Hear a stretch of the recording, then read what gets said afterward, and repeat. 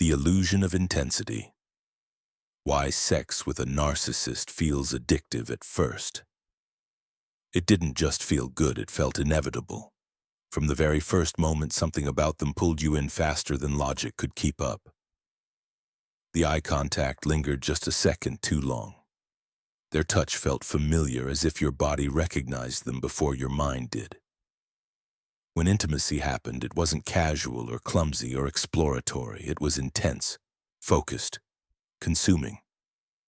You may have thought, this is different. This is real. This is the kind of connection people spend their whole lives searching for. And that is exactly the illusion. Sex with a narcissist doesn't begin as intimacy. It begins as immersion. You are not slowly getting to know each other. You are being pulled into their world, their rhythm, their gravity. They don't rush because they're impulsive. They rush because speed bypasses discernment. When everything moves fast, you don't have time to notice what's missing. They study you before you ever realize you're being watched. Your tone, your vulnerabilities, the way your body responds when you feel safe, chosen, admired, and then with almost surgical precision they mirror it back to you. Not as themselves, but as the version of a lover you've always wanted. That's why it feels intoxicating. That's why it feels personal. That's why it feels unforgettable. Your body responds before your mind can ask questions. Dopamine floods your system with anticipation. Oxytocin bonds you through touch and closeness. Adrenaline sharpens the experience, making it feel dangerous and thrilling at the same time. Neurologically, you're bonding. Psychologically, you're attaching. Emotionally, you're investing. And all of this happens before you ever ask the most important question. Is this safe? This is why so many intelligent, self-aware, grounded people find themselves confused later. You may look back and wonder how you missed the red flags, how you got pulled in so deeply, so quickly. The truth is uncomfortable but liberating. You weren't weak. You were targeted. The intensity wasn't proof of love, it was proof of attunement without authenticity. True intimacy unfolds slowly. It deepens through consistency, repair, and emotional presence. What you experienced was acceleration, not connection. A shortcut to closeness that skipped the parts where trust is actually built. It felt like being seen, but what you were really experiencing was being reflected. That's why, even in the beginning, there may have been a strange undercurrent you couldn't name, a sense that something was slightly off, that the passion was real but the person behind it felt elusive, that your body felt claimed but your soul felt unsettled. Your nervous system noticed long before your conscious mind did. And here's the part no one tells you. The addiction doesn't come from how good it felt. It comes from how fast it bonded you. When intensity replaces safety, your system confuses urgency for intimacy. And once that bond is formed, letting go feels like withdrawal. Not because you lost love, but because your body is coming down from a chemical and emotional high. If this is resonating, if something in your chest just tightened or your stomach dropped, stay with me. Because what comes next will explain why this intensity always has a cost and why it never lasts. Before we continue, if this content is helping you put words to experiences you couldn't explain before, take a moment to subscribe to the channel. Your support helps keep these conversations going and allows us to create more videos that bring clarity, healing, and truth. Quick question before we move on. When you think back to the beginning, what hooked you more? A. The emotional intensity and feeling deeply seen. B. The physical chemistry and sexual connection. Comment A or B below. Secret number 1. Their sexuality is adaptive, not authentic.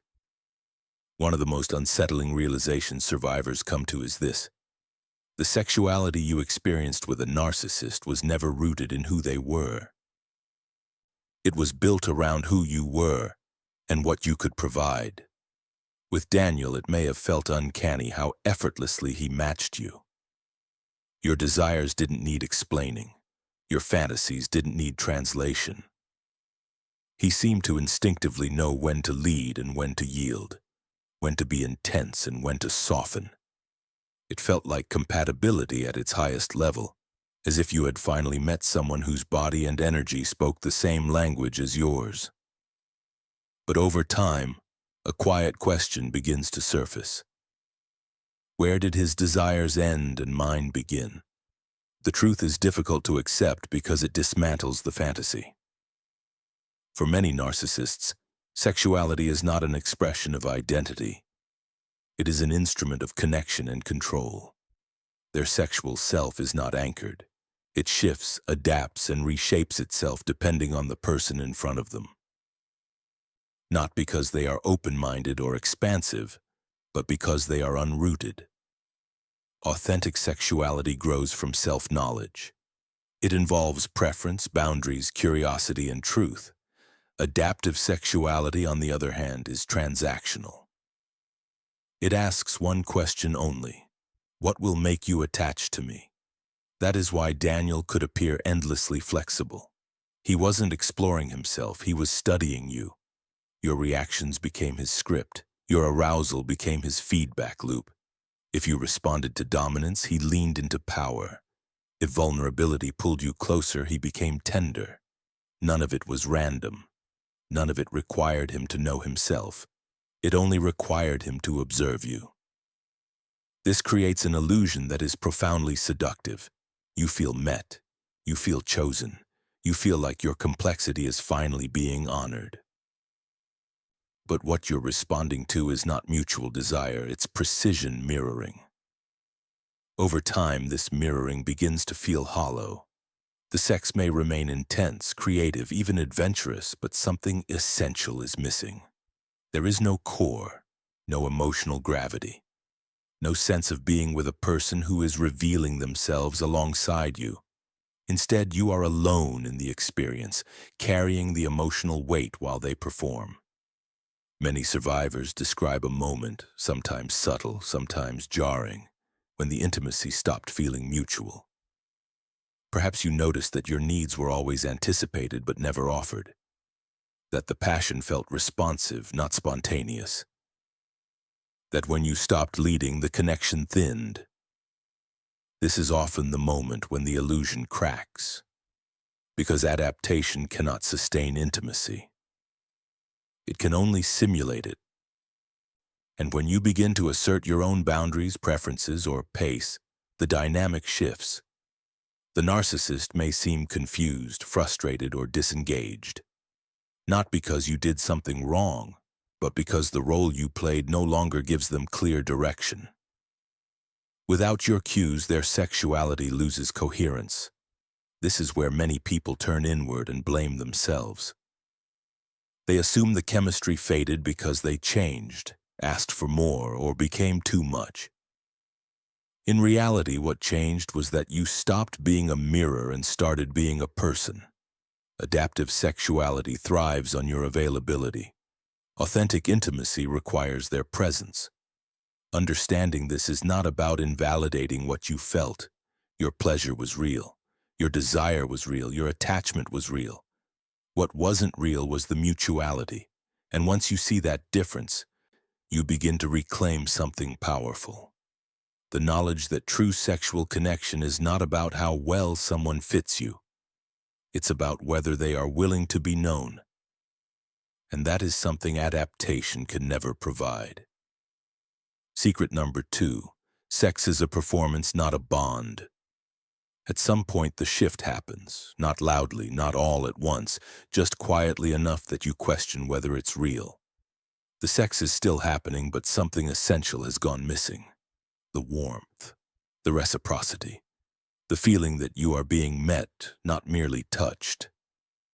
With Daniel, you may have noticed it in the aftermath, in the way his attention vanished the moment the act ended, in the absence of softness, eye contact, or emotional presence, in how quickly he seemed to move on while you were still trying to land back in your body. You told yourself not to overthink it. You told yourself everyone expresses intimacy differently. but your body felt the truth before your mind was ready to name it. For a narcissist, sex is rarely a bridge between two people. It is a stage. In the beginning, the performance is compelling. They appear engaged, passionate, even generous. They know how to create an experience that feels immersive and intense. But what looks like connection is often choreography. Every move is designed to produce a reaction, not to share a moment. They are focused on how they are perceived, not on what is being exchanged. Emotionally mature people use sex to deepen a bond. They use it to explore closeness, vulnerability, and trust. Narcissists often use sex to avoid those very things. It becomes a distraction from their inner emptiness, a temporary escape from shame, boredom, or self-loathing. When the rush fades, so does their interest. That is why the pattern feels so confusing. The beginning was electric. The middle becomes inconsistent, and eventually sex starts to feel transactional, distant, or oddly performative. You may notice that Daniel is fully engaged only when it benefits him, when he wants reassurance, control, or validation. Outside of that, intimacy becomes scarce or emotionally flat. Many survivors describe feeling lonelier after sex than before it. That moment when you reach for closeness and are met with detachment. When you search for tenderness and receive indifference. It creates a specific kind of pain because it's not rejection in the traditional sense. It's absence. You're right there, but you're alone. This is especially true with narcissists whose self-worth is tied to their bodies or sexual prowess. For them, sex functions like a drug. It delivers a brief sense of power and aliveness, then leaves them empty again. Instead of addressing the emptiness, they chase another high, another moment, another performance. What makes this dynamic so destabilizing is that you are feeling something real. Your nervous system is opening. Your emotions are engaged. You are bonding.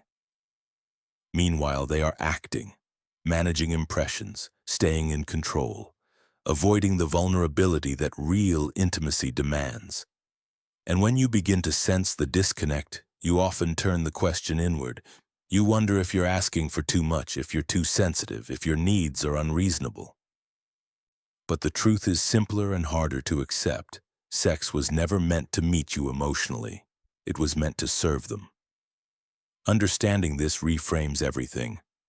The fading warmth was not a reflection of your desirability.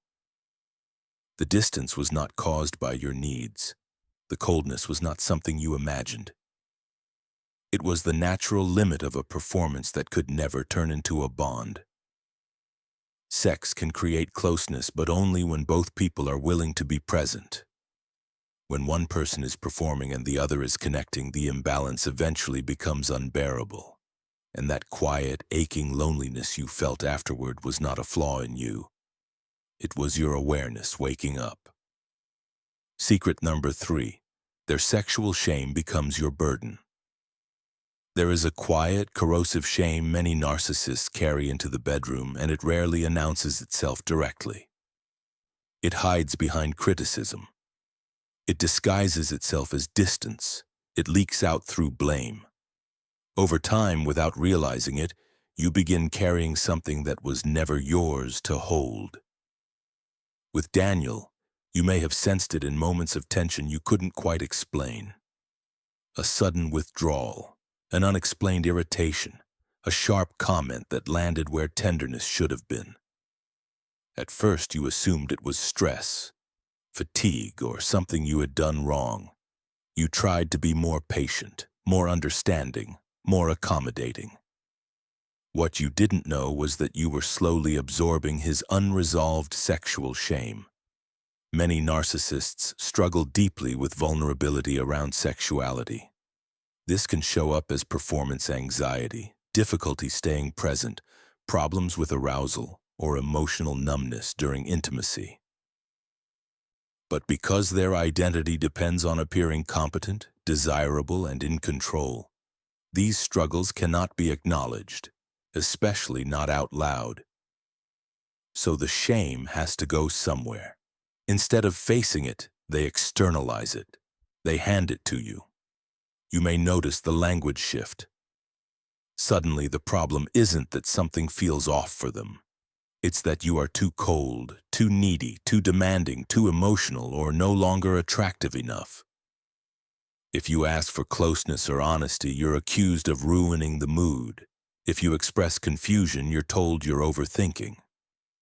The narrative quietly rewrites itself until their discomfort becomes your responsibility.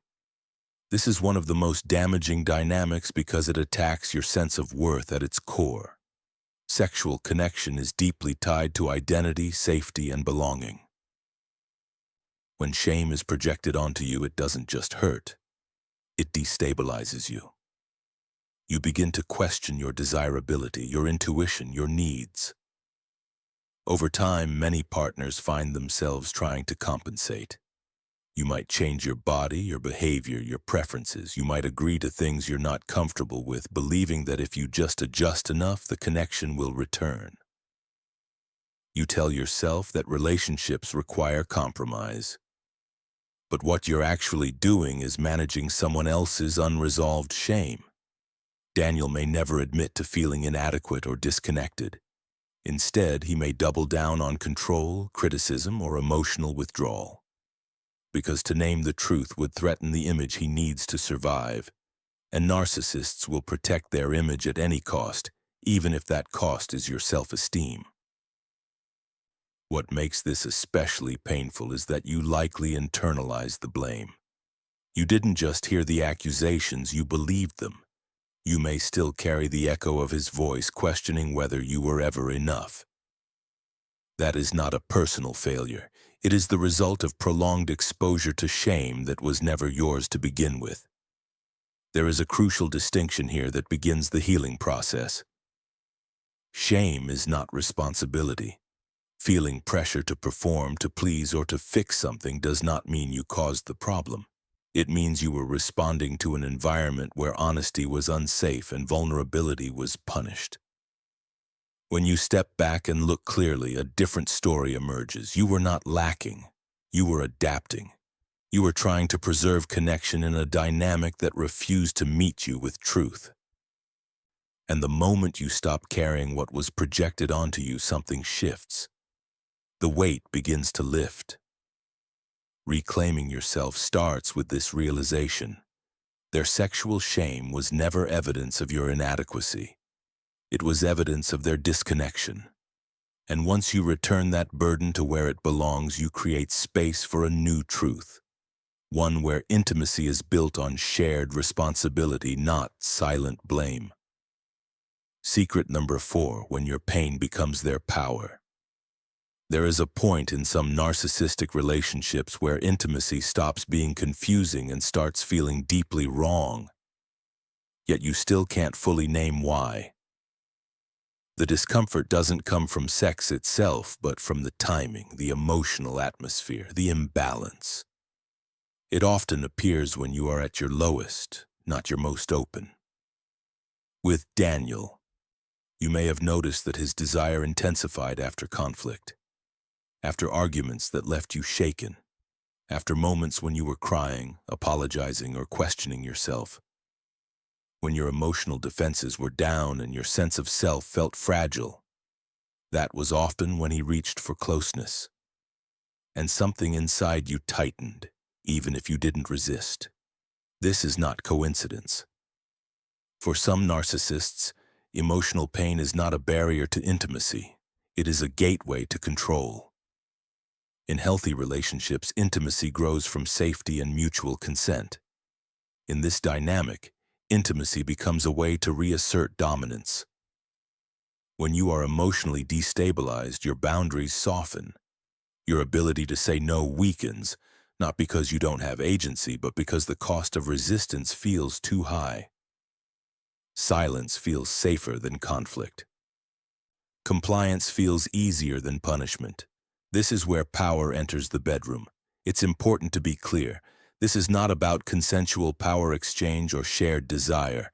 Healthy power dynamics are discussed, chosen, and reversible.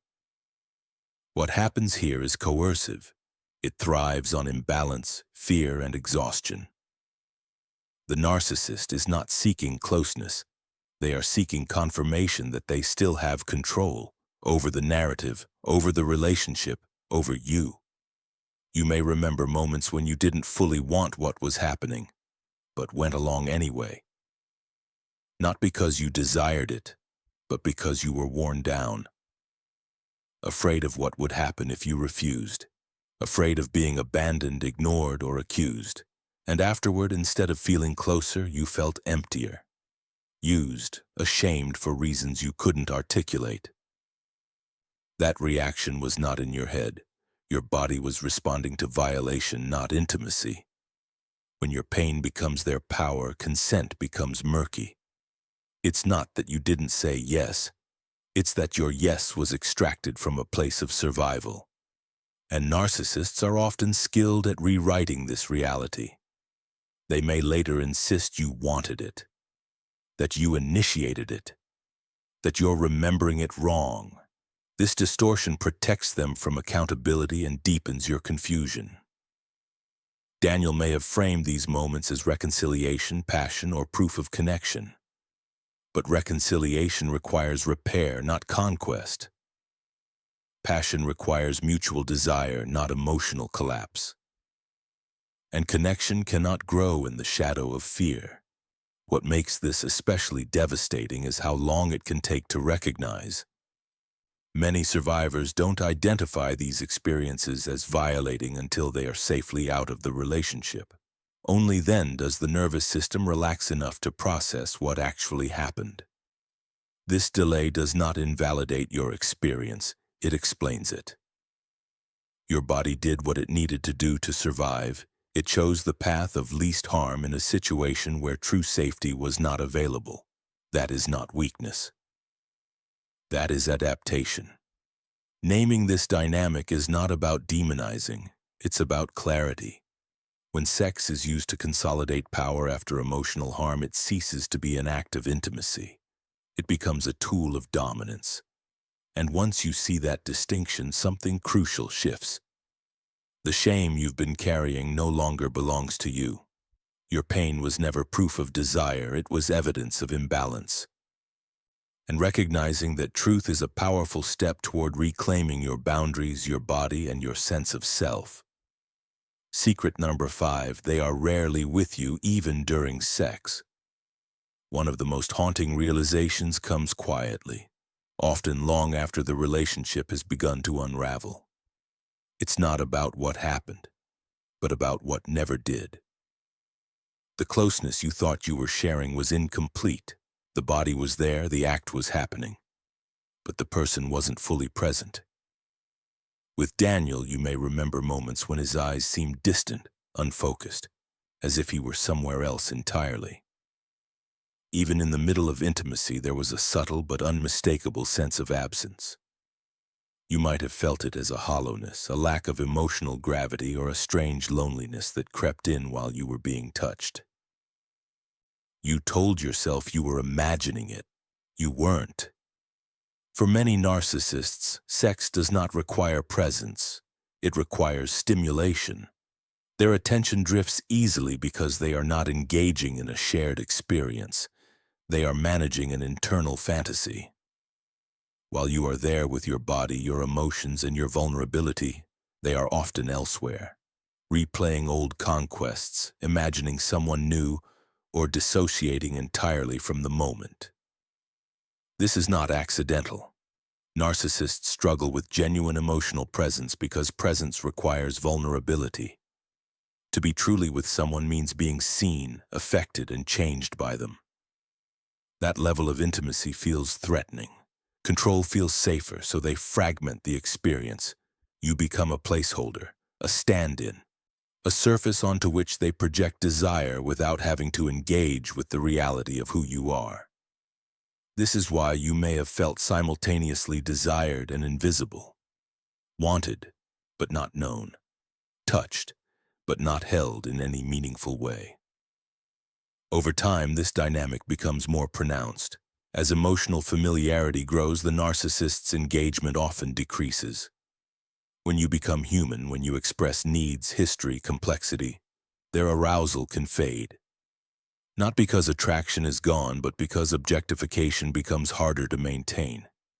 Seeing you as a full person disrupts the fantasy. This is where novelty comes in. Narcissists often crave newness, but not in the sense of shared exploration or deepening connection. They crave novelty as a way to reset power. New faces, new scenarios, new fantasies allow them to stay in control without having to be present. Pornography, secret messaging, and private mental scripts often serve this function. You may never have had proof, but you felt the distance. That distance leaves a mark. You may have started to feel like a ghost in your own relationship, as if your body was being used while your inner world went untouched. You reached for connection and found yourself grasping at air. And perhaps the most painful part was not knowing why. The truth is this: presence is not something narcissists can sustain for long. To be present requires grounding, self-awareness, and emotional risk. They may imitate these qualities, but imitation collapses under closeness. When intimacy deepens, they detach. This realization can be devastating because it reframes the entire experience. It wasn't that you failed to inspire connection. It wasn't that you became boring or demanding. It was that the kind of intimacy you were offering required something Daniel could not give. Your awareness of this absence was not sensitivity or insecurity, it was perception, and recognizing it now is an act of reclamation. When you understand that you were never truly met, you stop chasing the illusion that one day you might be. You begin to differentiate between being desired and being present with, between being wanted and being known. Real intimacy does not make you feel invisible. It grounds you, it steadies you, it leaves you feeling more real, not less. And once you know that difference, you no longer mistake absence for mystery or detachment for depth. From confusion to clarity, reclaiming intimacy. After a narcissistic relationship, clarity rarely arrives all at once. It comes in fragments, moments of recognition, quiet realizations, memories that suddenly rearrange themselves into a different truth. After a relationship with someone like Daniel, the most unsettling part is not the pain itself, but the confusion that lingers long after the relationship ends. You may find yourself replaying moments, wondering what was real, what was imagined, and why your body reacted so strongly to someone who ultimately felt so absent. This phase is not weakness, it is integration. For a long time, you may have lived inside a split reality. On the surface, there were intense experiences, powerful chemistry, and moments that felt meaningful. Underneath, there was dissonance, your intuition whispering that something didn't add up. Healing begins when those two realities are allowed to meet without judgment. When you stop forcing yourself to choose between "it felt real" and "it hurt me." Both can be true. Reclaiming intimacy starts with reclaiming self-trust. Narcissistic dynamics train you to doubt your perceptions, to override your internal signals, and to prioritize someone else's emotional gravity over your own. As you heal, the most radical act is learning to listen to your body again, not as something that betrayed you, but as something that tried to protect you with the information it had at the time. You may notice grief emerging in unexpected ways, not just grief for the relationship, but for the version of yourself that believed connection had to feel intense to be meaningful. For the hope you carried, for the intimacy you were reaching for but never truly received. This grief is not a setback, it is a passage. It clears space for something more honest to take root. True intimacy is quieter than what you experienced with Daniel. It does not rush or overwhelm. It does not rely on chemistry alone to carry the weight of connection. Instead, it grows through consistency, emotional presence, and mutual responsibility. It allows room for repair, for difference, for vulnerability that is not punished or exploited. As clarity deepens, many survivors notice a shift in what they are drawn to. What once felt exciting may now feel unsettling. What once felt boring may begin to feel safe. This recalibration is not loss, it is discernment. Your nervous system is learning a new language, one that prioritizes regulation over adrenaline, presence over performance. It is also important to hold compassion without self-erasure. Narcissistic individuals are often deeply wounded, shaped by their own unresolved trauma and shame. Acknowledging this does not mean minimizing the harm they caused. It simply allows you to release the burden of needing to villainize or redeem them in order to move on. Healing does not require a verdict. It requires boundaries.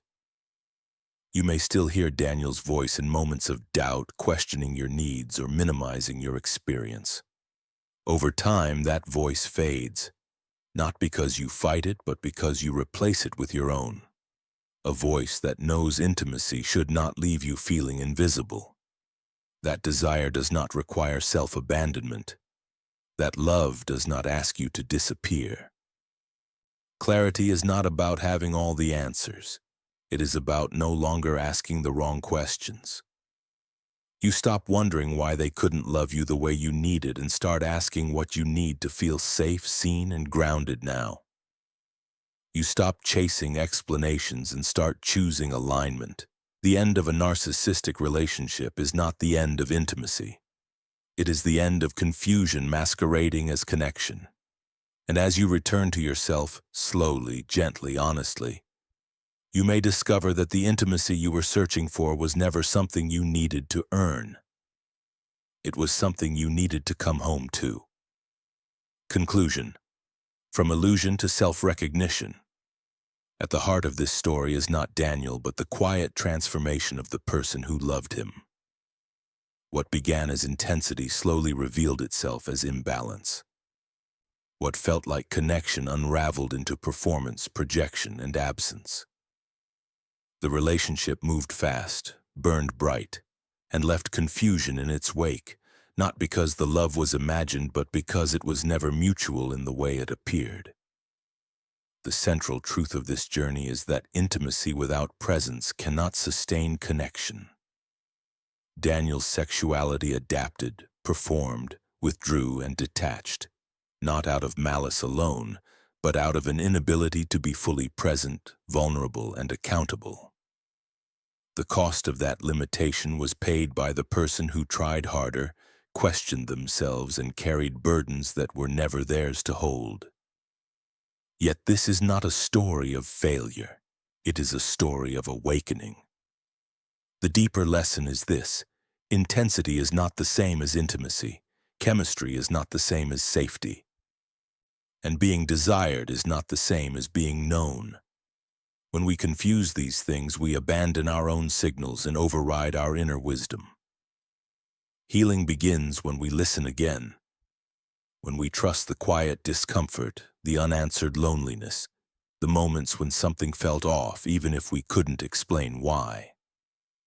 Applying this lesson in real life means slowing down where we once rushed.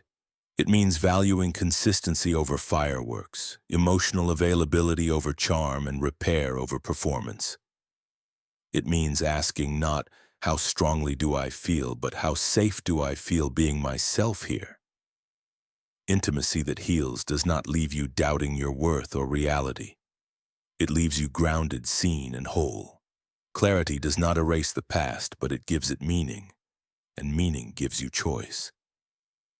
Disclaimer: this video is for educational and informational purposes only. It is not a substitute for professional diagnosis, psychological evaluation, or therapy from a licensed mental health professional. Quick question for you. What matters more to you now in a relationship? A. Intensity and chemistry. B. Emotional safety and presence. Comment A or B below. What's your perspective after hearing this story? What resonated most, or what questions are still sitting with you? Share your thoughts in the comments so others can learn from your experience too. And if this content brought clarity or helped you feel less alone, Don't forget to subscribe to the channel. Your support helps us continue creating meaningful, healing conversations like this.